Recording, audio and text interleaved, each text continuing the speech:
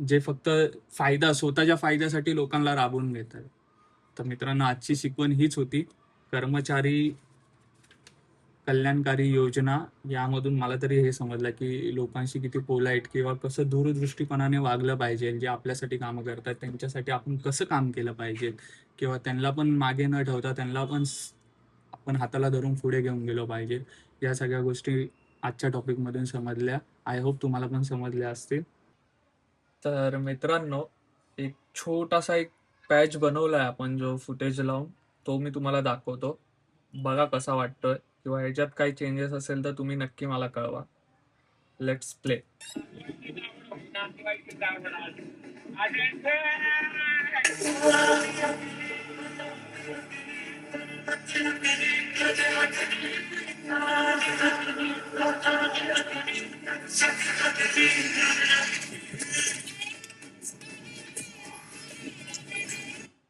Good morning, नमस्कार मित्रांनो. तर स्वागत आहे तुमचं आपलं डेली ब्लॉग डे 71 मध्ये. तर मित्रांनो, जसं की तुम्ही कालचा ब्लॉग बघितलाय तर तुम्हाला कळालंच असेल की आपण काय करतोय आणि काय नाही. ते आज पण तेच कंटिन्यू करायचंय.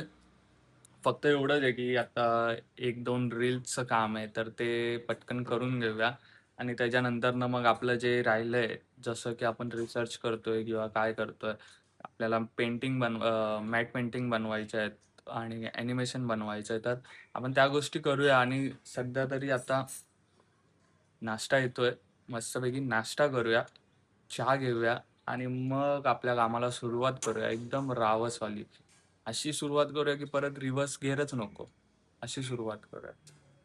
तर येस, मग ठीक आहे.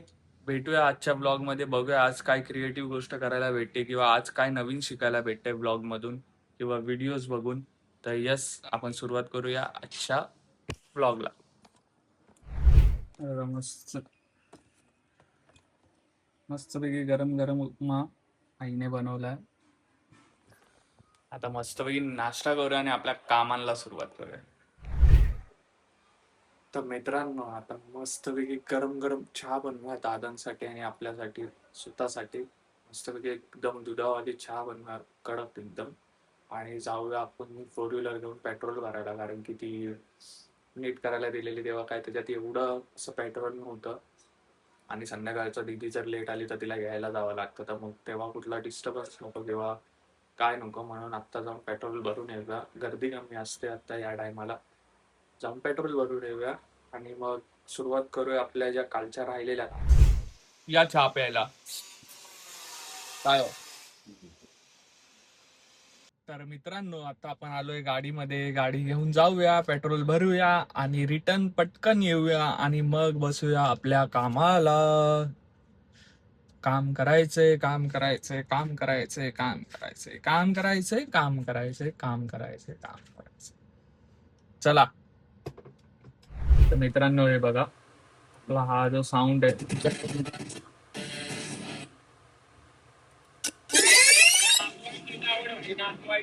वाज लावून झालाय आणि हा कमीत कमी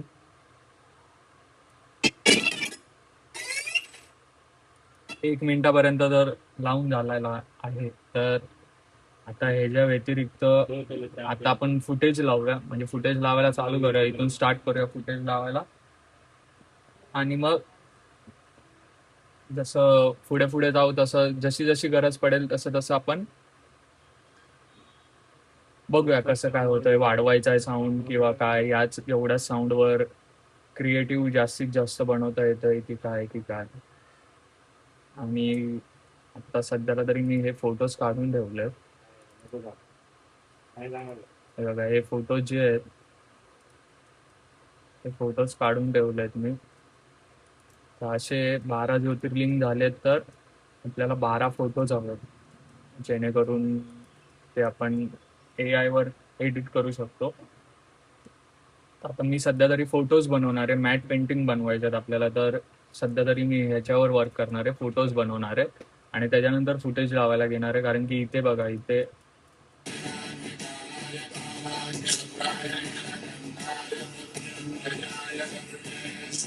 इथे जे शंकराची रूप आहेत किंवा नीलकंठ वगैरे त्याची नावं आहेत महादेवाची, तर त्याच्या प्रत्येक नावाला एक मॅट पेंटिंग बनवून त्याला ॲनिमेट करायचं आहे. तर आता मी सध्या तरी फोटोजवर वर्क करतोय, कारण की त्याला जास्त टाइम लागेल. बिकॉज फुटेज जे आपल्याकडे आहे ते आपण इझिली लावू शकतो. आता फुटेज माझ्या मते तरी इथून पुढे लावणं, इथून पुढे आपल्याला फुटेजेस लावायचे ते हा पॅच करू.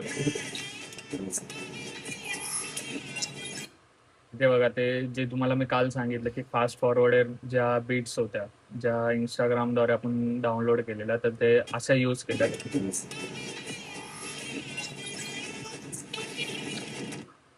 असं सगळं केलंय.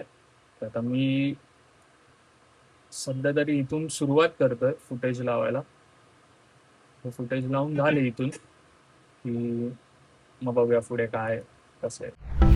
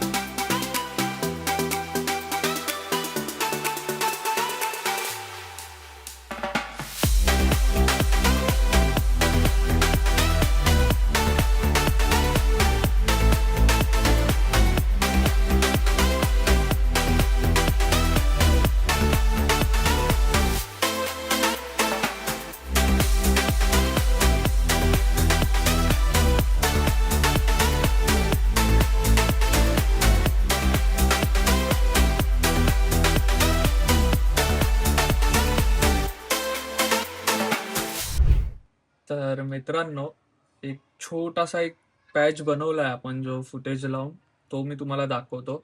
बघा कसा वाटतोय, किंवा ह्याच्यात काही चेंजेस असेल तर तुम्ही नक्की मला कळवा. Let's play.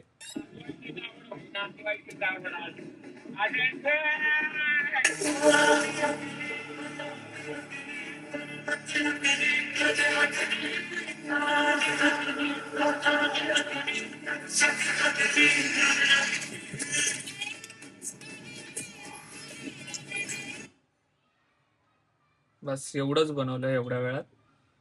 तर आता तुम्ही कमेंटमध्ये सांगा की अजून पुढे काय काय केलं पाहिजे, हा पॅच कसा वाटला. कमेंटमध्ये नक्की सांगा, जेणेकरून आपण इम्प्रूव्हमेंट करू याच्यात. सगळ्यात हे असंच नाही राहणार आहे, ह्याच्यात अजून इफेक्ट्स येणार आहे, ओव्हरले येणार आहेत. पण हे एकदम बेसिक आहे. इथे थोडेसे इफेक्ट दिलेत.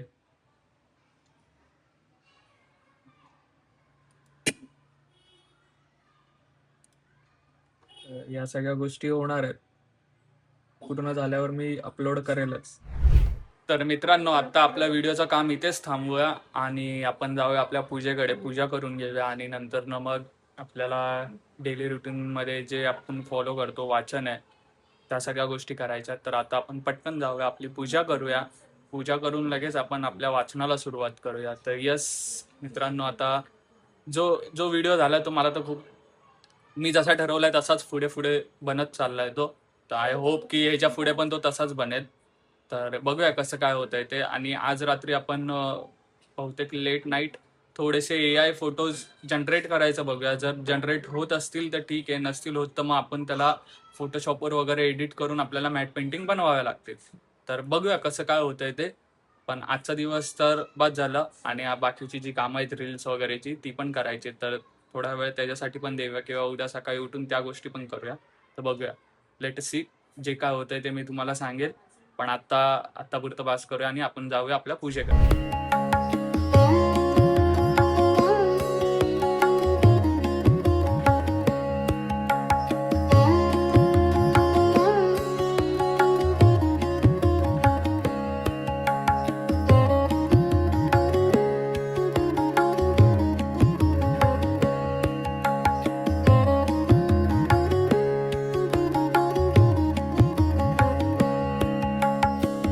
तर मित्रांनो, आता पूजा झाली करून, आता आपण जाऊया आपल्या वाचनाकडे आणि बघूया की आजच्या दिवसाची काय शिकवण आहे, किंवा आज काय नवीन शिकायला भेटतंय त्या पुस्तकातून.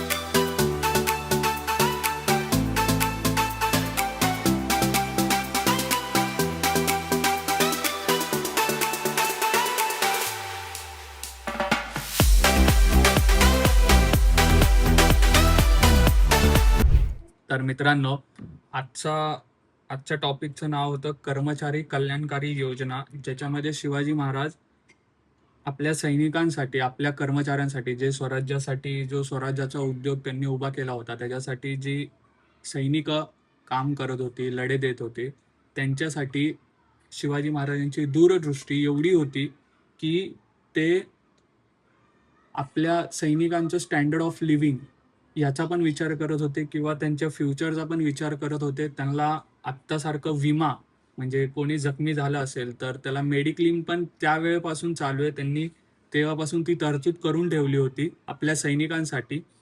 तर ती म्हणजे अशी की छत्रपती शिवाजी महाराज असे म्हणतात की जर एखादा सैनिक, त्यांच्या सैन्यातला एखादा सैनिक, त्यांच्याकडे येणारा प्रत्येक सैनिक हा शिकाऊ नव्हता, त्यांना शाळेचं काही माहीत नव्हतं.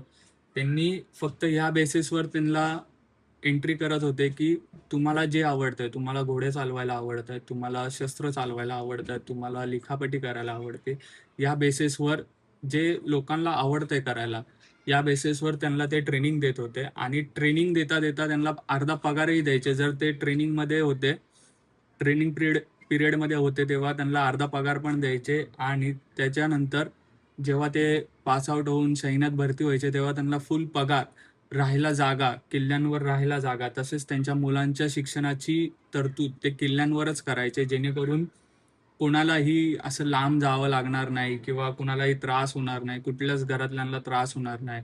एखादा सैनिक जर युद्धात शहीद झालाच तर त्याच्यासाठी विमा होता, जो छत्रपती शिवाजी महाराजांनी 25,50,000 100 होऊन असा विमा ठेवला होता, जो प्रत्येक सैनिकाला, जे सैनिक शहीद झाले त्यांच्या कुटुंबियांना मिळायचा. आणि त्यांच्या कुटुंबात जर लहान पोरगा असेल, त्याच्या शाळेचा खर्च, किंवा त्यांना अर्धा पगार द्यायचा कुटुंबियांना एखाद्या शहीद सैनिकाच्या. आणि मग त्यांच्या शाळेचा वगैरे खर्च हे सगळं किल्ल्यावरच व्हायचं, आणि ते सरकारी खजिन्यातून व्हायचं.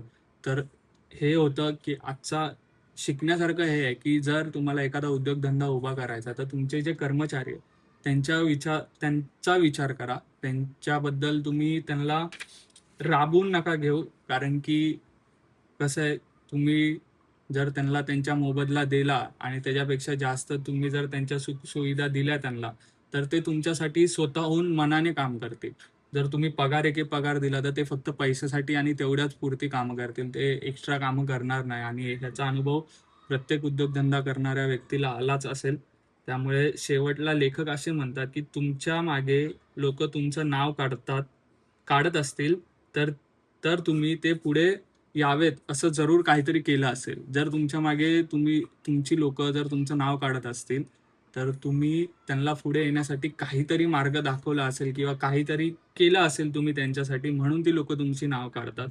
आणि जर लोक तुमच्या मागे निंदा करत असतील तर लक्षात घ्या, तुम्ही उद्योजक आहात की शोषक.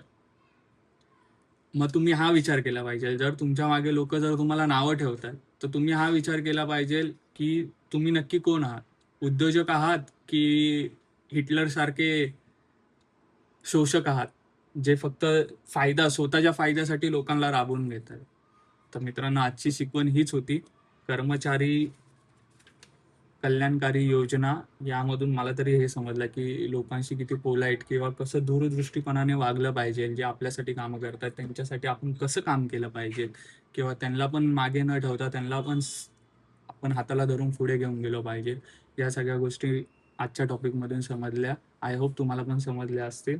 तर मित्रांनो, आता आपण चाललोय दीदीला घ्यायला. नीला घेऊन आलोय बहिणीला, आणि ही मॅडमचा रोजचा आता, हिने मला गाडीत पेट्रोल टाकायला पैसे दिलेत, तर हिला रोज घ्यायला जायचं, सोडायला नाही जायचं, कारण सोडायला ती खूप सकाळी लवकर जाते, पण घ्यायला रोज जावं लागेल.